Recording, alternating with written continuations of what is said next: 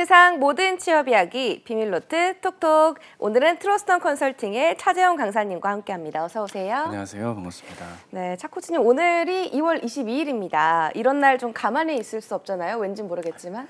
사실 저 이 오프닝 대본을 네. 일부러 좀 안 보고 오는 편이거든요. 네. 또 오늘은 어떤 날카로운 질문이 들어올까 고민했는데 이런 주관식 서술형 같은 네. 질문은 효과적으로 대처할 줄 아는 것도 출연자의 어떤 도리가 아닐까 생각을 네. 합니다. 오늘 2월 같은 날뭐 해야 22일 될까요? 근데 이런 날은 생일 맞으신 분들 축하해드려야 되잖아요. 천천히 이제 읊어보겠습니다. 1732년에 조지 워싱턴 미국 초대 대통령께서 탄생하셨고요. 네. 1788년엔 독일의 철학자 쇼펜하우어께서 탄생하셨습니다.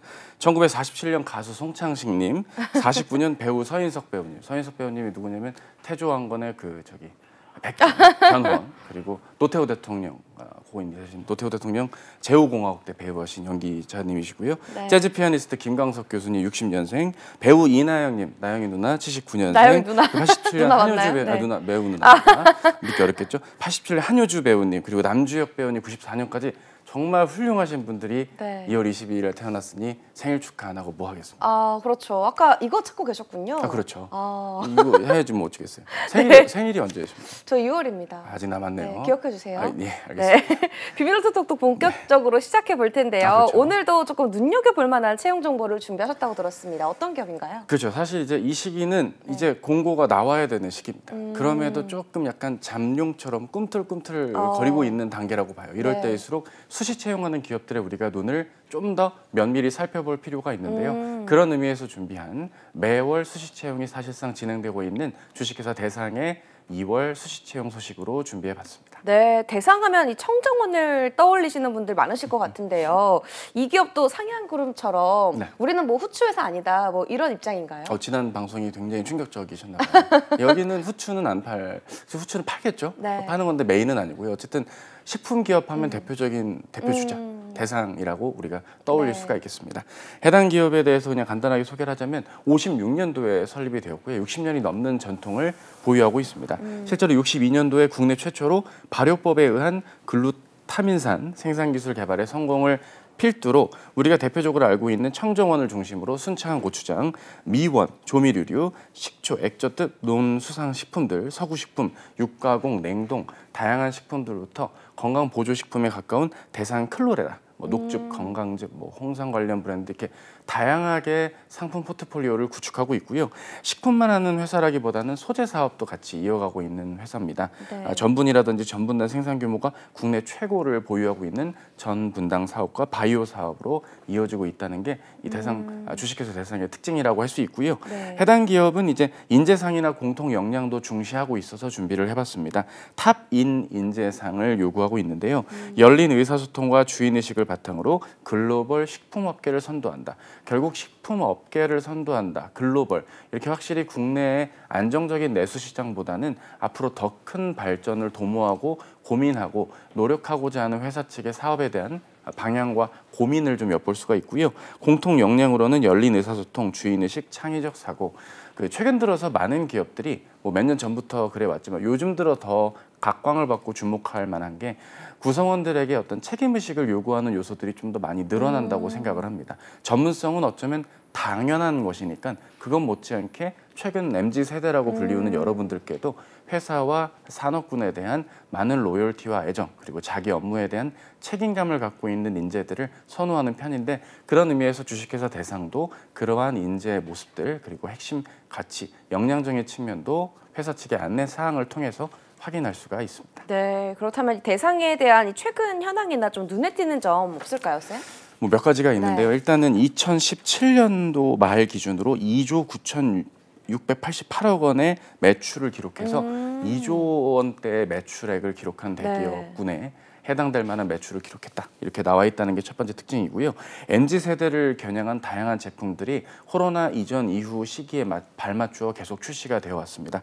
대표적으로는 국내 안주 HMR 대표 브랜드인 안주야를 론칭을 했는데요. 실제로 저도 알아요. 이거 먹어봤는데 맛있더라고요. 네, 저도 가끔 먹어봤어요. 세일 2+1 네. 세일하고 하면 돌려서 막창 막 이런 거. 그렇죠. 네. 뚜껑 잘못 안 열고 하면 팍 터지고 막 전자레인지 청소하기 어렵고 그런 거 있잖아요.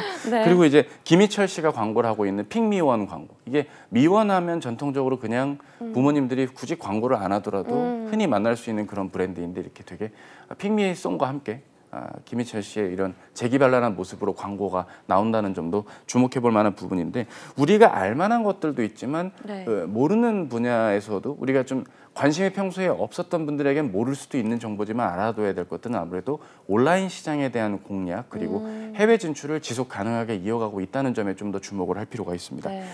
이를테면 온라인 전용 브랜드인 집으로 온 시리즈를 통해서 세계 40여 곳에 김치를 판매하고 있는 것 그리고 작년 가을에 더 핑크퐁 컴퍼니 아이들의 친구죠. 핑크퐁 브랜드랑 콜라보를 맺어가지고 IP 관련된 제품들 아기 상어 콜라보 신제품 가자미 카츠, 이게 뭐 생선 카츠 같은 걸 의미하죠. 가자미 맛이 들어갔나 봐요.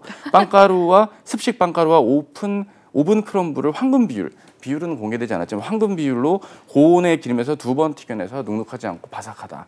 이런 제품에 대한 특징들 위주로 주로 기사가 나오다 보니까 이걸 내가 어떻게 받아들여야 되나 싶겠지만 결국 해당 제품 브랜드가 특정한 뭐 온라인 상에서 특정 브랜드랑 콜라보를 맺는다는 점이나 세계 시장에 진출을 하고 있는 점에서 좀 더 디테일하고 면밀하게 사업이 꾸준히 이어지고 있다라는 좀 이런 점으로 한번 특징을 네. 잡아보시는 건 어떨까 해서 정리하면 기존에 해오던 것 잘하고 있고 근데 그걸 좀 더 브랜드를 재기발랄하게 광고하고 있으며 온라인 시장과 세계 시장 중심으로 다양한 콜라보와 사업 진출을 이어가고 있다. 이렇게 이해하시면 좋을 것 같습니다. 네, 그럼 이번 채용에 대해서 자세히 만나볼까요, 쌤? 알려주실까요? 예, 매달 채용이 지금 진행이 되고 있는 네. 거기 때문에 채용의 어떤 규모가 그렇게 크다고는 볼 수 없습니다. 더군다나 신입과 경력을 같이 뽑고 있는 것이기 때문에 네. 물론 회사 측의 공고에는 이제 신입과 경력이 좀 나뉘어져 있다라는 점을 감안을 한다 하더라도 결국 네. 신입이든 경력이든 해당 모집 부문의 TO가 한 자릿수일 확률이 높다는 사실 그 점을 좀 우리가 감안을 해봐야겠고요.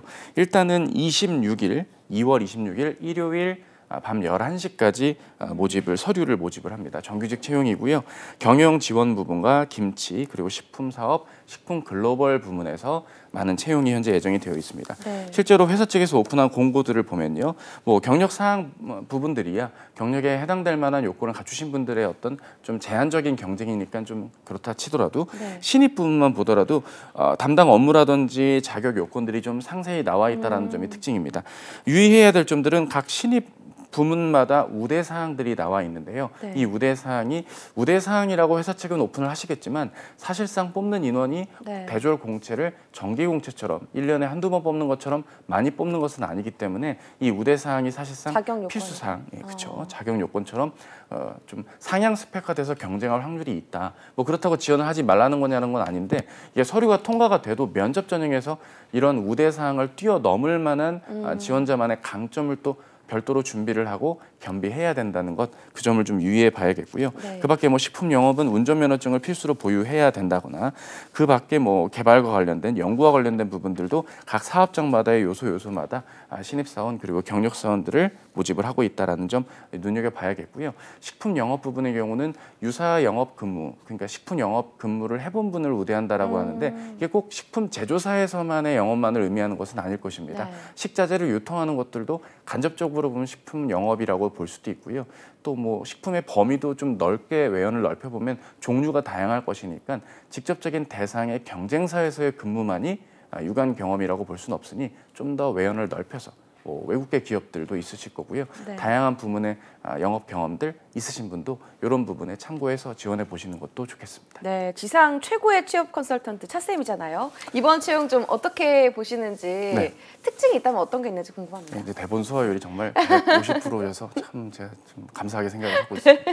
전체적으로 지상 최고의 기상캐스터 하면 좀 떨리지 않으신가요? 네, 좋아요. 되게 영혼 없는 말씀 잘 들었습니다. 네. 전체적으로 뭐 늘 뽑는 채용의 연장이다 보니까 뽑는 규모가 생각보다 좀 적다는 점, 그 점은 좀 아쉬운 부분이 부분이 될 것 같고요.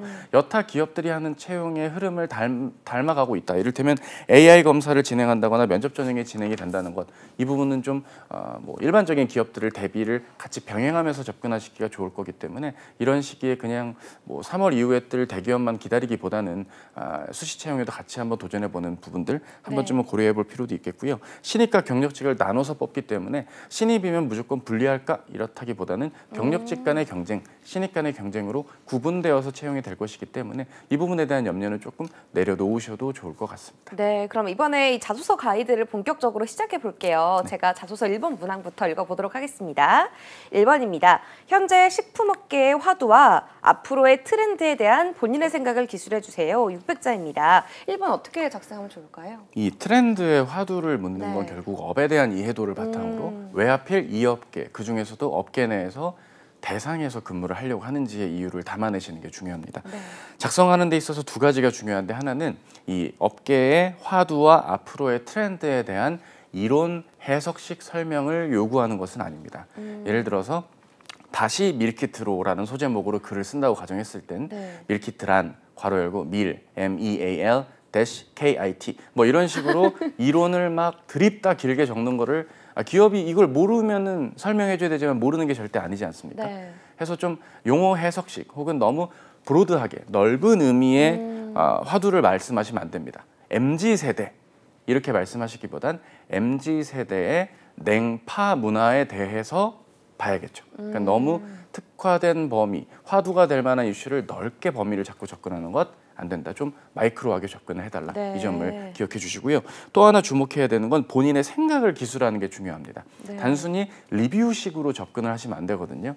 잘 될 듯, 좀 분발해야 됨, 노력 요구됨, 이런 너무 1차원적인 리뷰라기보단 본인이 지원 직무의 담당자로서 이러한 화두에 혹은 앞으로 전개될 트렌드에 맞게 어떤 역할을 수행해야 된다고 나는 생각한다. 그리고 그 역할을 내가 어떠어떠한 강점, 어떠어떠한 지식, 어떠어떠한 과거, 유관 경험을 바탕으로 10분 발휘해서 잘 소화해 나간다면 그 트렌드에 주식회사 대상의 구성원으로서 역할을 다할 수 있고 성과 창출에 혹은 탑인 인재에 적합해질 것이다. 뭐 이런 흐름의 뒷부분 구성도 생각해 보시면 좋을 것 같습니다. 네, 이론이나 해석식의 방식은 좀 옳지 않다라는 팁을 주셨습니다. 그 밖에도 좀 작성할 때 유의할 점이 있으면 어떤 게 좀 있을까요? 이 업계의 화두와 트렌드를 얘기할 때 연관성이 떨어지면 안 되거든요. 이를테면 홈쿡 문화가 앞으로 더 전개가 될 것이다. 뒷부분의 트렌드는 말했지만 앞부분은 갑자기 뭐 원자재가 상승 이런 얘기가 너무 그러니까 뭐 완전 개연성이 없는 건 아니지만 몇 단계를 거쳐야만 이해가 되는 것들이 조금 이해가 안 될 수도 있거든요. 왜냐면 본인은 똑똑하시고 머리가 빨리빨리 돌아가실 거기 때문에 이건 좀 어쨌든 결과적으로는 연계되는 거 아닌가요? 라고 보실 수 있지만 직접적으로 1차원적으로 연관을 지을 수 있는 현재의 화두와 앞으로의 트렌드, 이 연관성, 연계성에 입각해서 작성하시는 것 무엇보다 중요하겠다 말씀을 드립니다. 네, 현재의 트렌드, 화두와 앞으로의 트렌드가 좀 연계성이 있어야 한다라는 팁을 또 주셨습니다. 이어서 2번 항목도 살펴보겠습니다. 지원 직무를 수행하기 위해 본인이 열정적으로 준비했던 경험을 중심으로 본인만의 기술, 능력, 지식에 대해 기술해 주십시오. 마찬가지로 600자입니다. 2번도 팁을 좀 주실까요? 예, 사실 경력분들의 경우 이 문항을 쓸 때는 쉽습니다. 본인이 기존에 담당했던 업무를 몰입감 있게 업무에서 성과를 나타내셨던 업무 중심으로 좀 요약적으로 콤팩트하게 적어주시면 그만인데 신입 지원자분들의 경우라고 한다면 이 경우에선 지원 직무에 대해서 직접적인 경험이나 근무 경력이 없는 상황이기 때문에 이 부분을 효과적으로 대처하기가 어려울 수 있습니다. 결국 담당하게 될 업무가 어떤 업무를 내가 앞으로 맡게 되는지 모집 공고에 나와 있는 사항들 그리고 여타 타 식품 기업들의 비슷한 직무들 똑같거나 비슷한 직무들에선 또 어떤 업무들을 담당한다고 소개되어 있는지 등을 참고해서 업무 내용을 기재하십니다. 그 다음에 관련 업무를 수행하는 데 필요로 하는 것들이 무엇인지를 적고 그걸 내가 다음과 같은 단계와 노력 혹은 그간의 학업과 지식, 타 경험이지만 갖추어왔던 강점들이 있었다 식으로 이 중에 내용들을 다 담기보다는 내가 꼭 필요하다고 판단되는 것들의 우선순위를 정해놓고 적어주시면 됩니다. 업무 내용, 이 업무에 필요로 하는 것, 그 필요로 하는 것들을 그간 어떻게 지식적으로, 경험적으로 강점화하여 준비해 왔는가 요 순으로 작성해 주시면 되겠습니다. 네, 그럼 이 밖에도 이번 문항에서는 유의할 점이 있다면 어떤 게 있을까요? 그러니까 경험을 좀 컴팩트하게 적는 게 중요합니다. 뭐 이를테면 제가 그 품질 관리에 있어서 중요한 거는 결국 품질의 퀄리티를 잘 볼 줄 아느냐겠죠. 저는 그 볼 줄 아는 것의 기준이 무엇인지를 저는 생각을 해보았습니다. 결국 전공에 강점이 있어야겠다고 판단했던 저는 A, B, C, D 이렇게 과목을 뭐 열거를 한다라든지 혹은 특정한 뭐 단기 인턴 경험을 길게 뺀거나 접근을 한다면 이거는 조금 집중을 하기도 어렵고 경험을 묻는 문항 내지는 면접 1차 면접 때 실무진이 물을 만한 면접 질문에 대한 답변 수준으로 길게 자소서를 빼는 것은 좀 지양해야 된다. 최대한 콤팩트하게 여러 가지 것들을 보여주시는 게 좋고요. 또 일방적으로 나열을 하는 것도 좋지 않습니다. 앞서 과목명을 나열을 제가 했지 않습니까? 그거보다는 전공의 기본이 되는 A부터 땡땡 분야에 밀접하게 연관이 되어 있는 D 과목에 이르기까지 이렇게 좀 과목들을 좀 훑어주면서 일방적으로 하나하나 소개하시기보단 조금은 중분류, 대분류의 넓은 범위로서 이야기를 지식을 나열하기보단 그렇게 좀 풀어서 좀 이렇게 훑듯이 좀 개괄적으로 정리해 주시는 작성도 무엇보다 필요해 보이지 않을까 싶습니다. 네, 이어서 3번 항목도 살펴보도록 하겠습니다. 3번입니다. 본인이 관심과 열정을 가지고 했던 다양한 경험 중 가장 기억에 남는 것을 구체적으로 기술해 주세요. 마찬가지로 600점입니다. 3번은 어떻게 작성하면 좋을까요? 3번의 이 질문을 보면 관심과 열정을 가지고 다양한 경험이라고 적혀 있다 보니까 내가 이거 2번 문항에 열정적으로 준비했던 경험에서 이미 다 썼는데 어쩔? 이렇게 생각하실 수 있는데요. 그렇습니다. 바로 본인이 2번 문항을 잘못 적으신 겁니다. 그 2번 문항에 적은 거 당장 그 복사해서서 3번 문항에 다시 붙여서 경험 그 자체를 어필하는 쪽으로 새 작성하시고 2번 문항을 새롭게 다시 적어보시는 게 중요합니다. 결국 초반부에는 본인이 관심과 열정을 가지고 꾸준히 했던 경험이 언제적 무슨 경험이 있다. 그리고 이 경험에서 난 무언가를 확인했다. 이렇게 초반에 한두 문장을 적은 뒤 본격적인 경험의 이야기가 나와야 되는 겁니다. 관심과 열정이라는 말을 하려면 결국 목표가 부여가 되어야 되고요. 해당 목표에 대해서 내가 어떻게 노력을 이어가야만 소기의 목표가 달성이 된다거나 기간 안에 무언가가 완료가 될 수 있었던 부분이 되겠죠. 그래서 그런 부분에 대한 노력들 구체적으로 작성을 해보시고 이게 결국 어떠한 면에서 내가 이러한 성과에 이러한 노력이 감이 된다면 열정을 발휘하고 몰입을 하게 된다면 좋다, 좋은 결과가 이어질 것이다 라는 걸 깨달았다 라는 쪽으로 마무리를 해주시거나 아니면 입사 후 담당하게 될 업무 수행에 있어서도 이러이러한 열정과 도전의 자세로 임한다면 좋은 성과로 연계될 수 있다, 이어질 수 있으리라 확신한다 쪽으로 마무리하신다면 어떨까 싶습니다. 네, 구체적인 이 본인의 관심과 열정을 가지고 했던 이 경험을 조금 서술하기 위해서는 목표 설정이 좀 필요하다라고 팁을 주셨습니다. 3번 문항에서 좀 유의할 점이 있다면 어떤 게 있을까요? 만약에 경력이 있으신 분들의 경우는 결국 또 업무 내용에서 뭐 타 부서분들과 특정한 TFT로 업무를 수행하신다거나 뭐 콜라보를 해서 특정한 업무를 함께 진행을 하는 과정에서 내가 어떻게 열정을 발휘했다라고 말을 하면 되는데 문제는 이런 것들을 업무가 그 동일한 회사가 아니다 보니까 다니셨던 회사에서 쓰였던 용어라든지 당연한 업무의 내용들이 다른 회사, 즉 주식회사 대상에서는 이해가 잘 안 될 수도 있거든요. 이를테면 B101 포인트로 해갖고 487로 가자고 뭐 이렇게 내부적으로 업무를 하는 회사가 있다 칩시다. 그럼 그게 주식회사 대상에서는 이해가 안 될 수도 있는 거잖아요. 뭐 경력자분들은 아니 뽑는 입장에서 당연히 그걸 아셔야 되는 거 아님? 이라고 보실 수도 있지만 여러분들의 경우는 이게 서류 통과의 목적이라기보단 면접 때 쓸 도구로 보셔야 되기 때문에 차라리 학부 때 혹은 석사가 있으시라면 석사 때 했던 연구 경험이든 활동 경험이든 기타 학교 내에서 교내 외 활동의 내용을 적는 게 오히려 나을 수도 있으니까 업무 내용을 적을 거면 타인도 처음 보는 사람도 쉽게 이해할 수 있게 직관적으로 적어달라 말씀을 드립니다. 네, 알겠습니다. 이어서 마지막 항목도 살펴보겠습니다. 4번입니다. 자신에게 주어진 일이나 과제를 수행하는 데 있어서 고정관념을 깨고 창의적으로 문제를 해결했던 사례에 대해 구체적으로 기술해 주세요. 마찬가지로 600자입니다. 4번도 좀 작성 팁을 주실까요? 예, 고정관념을 깬다. 이 부분은 결국 기존에 해왔던 무언가가 글의 초반부에 나와줘야 됩니다. 그리고 뭐 하러 이렇게 일을 벌려 그냥 하던 대로 가지라는 주변의 어떤 빌런 어떤 그런 무리들이 있다면 더더욱 좋겠고요. 그렇다고 뭐 없는 빌런을 만들 수는 없지 않겠습니까? 어쨌든 그러한 부분들에서 비효율적인 부분을 딛고 내가 보다 더 새로운 시각으로 새로운 도전과 노력이 필요한 상황임을 깨달았고 그래서 다음과 같은 한 단계 혹은 두 단계의 노력 끝에 좋은 결과가 나왔다. 라는 쪽으로 마무리를 해주시는 게 좋겠습니다. 네. 4번 문항도 좀 작성할 때 유의할 점이 있을까요, 쌤?